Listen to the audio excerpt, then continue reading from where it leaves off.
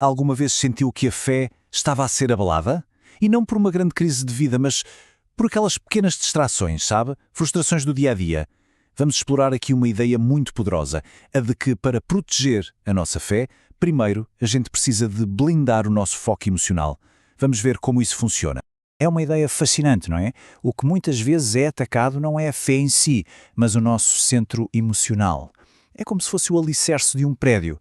Se o alicerce emocional começa a rachar, toda a estrutura da nossa fé fica em risco. Então, para a gente entender como é que se blinda a mente, vamos percorrer 6 passos essenciais, desde a gestão do nosso círculo mais próximo até encontrar força para recomeçar sempre que for preciso. Ok, vamos começar pela raiz da questão.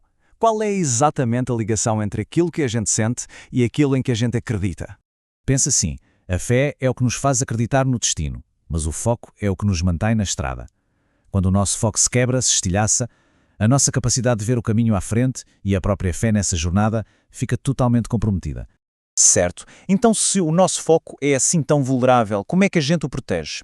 A resposta está num conceito-chave: blindar a mente. E aqui está o plano de ação. Blindar a mente baseia-se em 6 princípios bem práticos.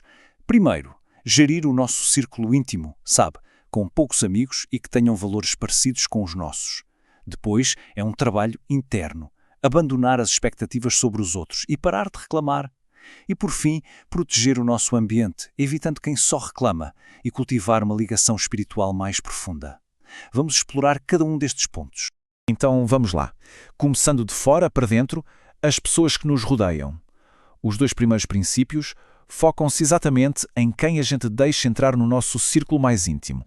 Sabe, a ideia aqui não é amar menos pessoas, é ser muito, mas muito seletivo sobre a quem a gente entrega a chave do nosso espaço emocional. Muitas pessoas podem estar à nossa volta, claro, mas poucas devem ter a chave que abre a porta do nosso coração. E essa chave é a intimidade. Essa analogia é ótima, não é? Uma visita entra em casa. Um colega, bem, fica ali nos espaços partilhados. Mas um amigo íntimo, esse senta-se no nosso lugar, abre o frigorífico sem pedir. É exatamente a esse nível de acesso emocional que a gente tem de estar atento. Nem toda a gente pode ter essa liberdade. E o resultado disso é muito claro. As companhias certas criam uma espécie de escudo de proteção, partilhando ideias e reforçando os nossos valores. Já as companhias erradas, pelo contrário, quebram esse escudo, trazendo confusão e instabilidade para o nosso foco.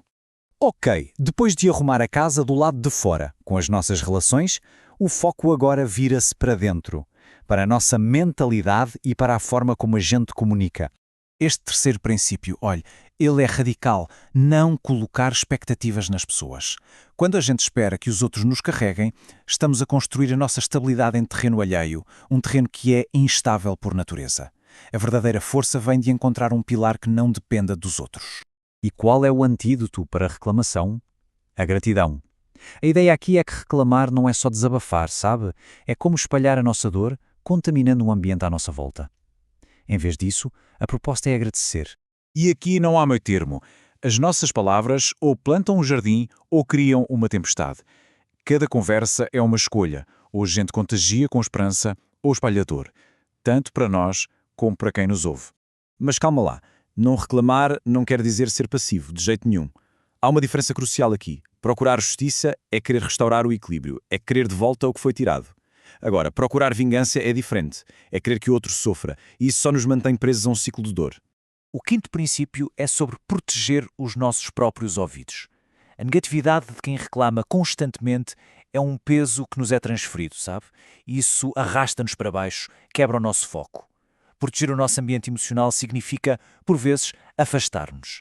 Mas, e quando a gente faz tudo isto direitinho, e mesmo assim a vida vem e dá-nos uma rasteira?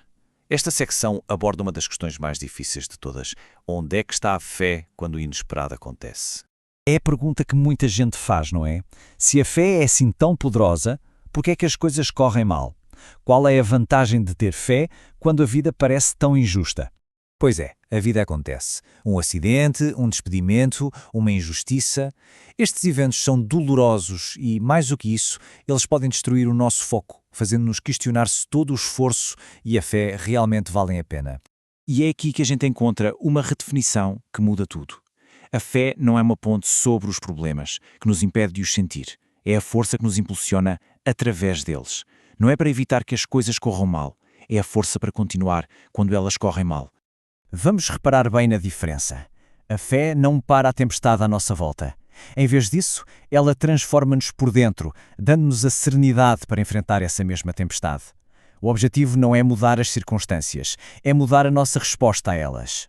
E isto leva-nos direto ao sexto e último princípio, aquele que serve de alicerce para todos os outros e nos dá a força para recomeçar. O último princípio é a intimidade com Deus. E isto não é sobre ser perfeito, é sobre permitir a reinvenção. É como aquela arte japonesa, sabe? O kintsugi. As fraturas de uma peça de cerâmica não são escondidas, são preenchidas com ouro, tornando a peça ainda mais bela e valiosa do que era antes. E a mensagem final, olhe, é de uma esperança enorme. Deus nunca se cansa dos nossos novos começos. Blindar a mente não é sobre nunca cair, é sobre ter a força e a graça para nos levantarmos sempre. É ter a certeza de que, independentemente das rachaduras, há sempre a oportunidade de recomeçar.